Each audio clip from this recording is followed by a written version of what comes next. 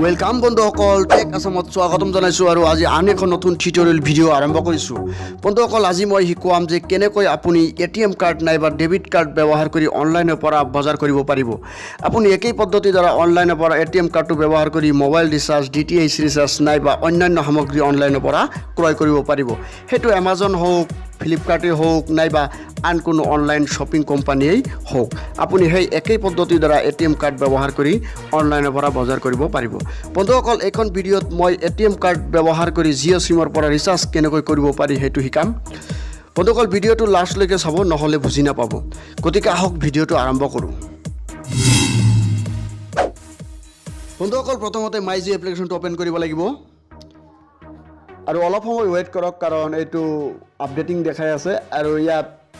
চাওক বন্ধুসকল পেজটো খোল খাইছে ইয়াত দেখুৱাইছে you don't have any plan মানে মোৰ কোনো প্ল্যান নাই ৰিচাৰ্জ নাই গতিকে মই ৰিচাৰ্জ কৰিব লাগিব ৰিচাৰ্জ নাওত ক্লিক কৰিম ওকে আৰু ইয়াত আপডেটিং দেখুৱাইছে অলপ সময় ওয়েট কৰিব লাগিব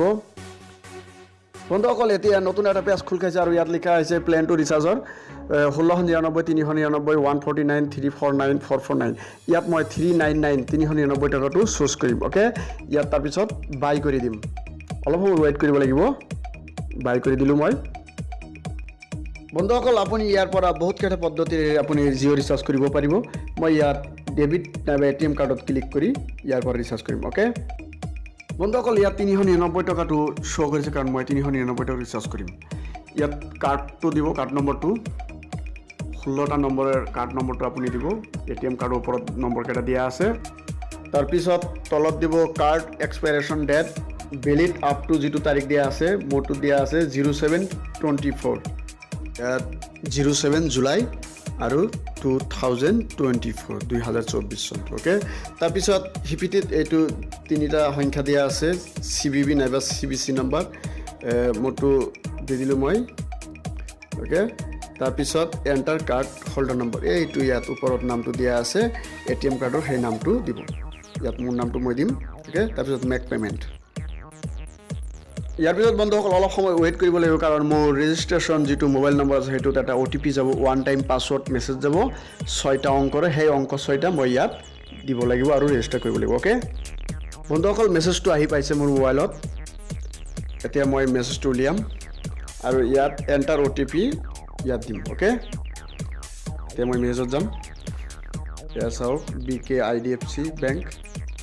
বন্ধুসকল মই যেহেতু IDFC কাৰ্ড ATM কাৰ্ড ব্যৱহাৰ কৰিছো ইয়াত মই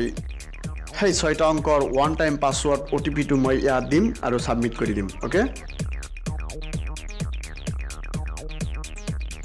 বন্ধুসকল OTP টো দিছি এতিয়া সাবমিট ওকে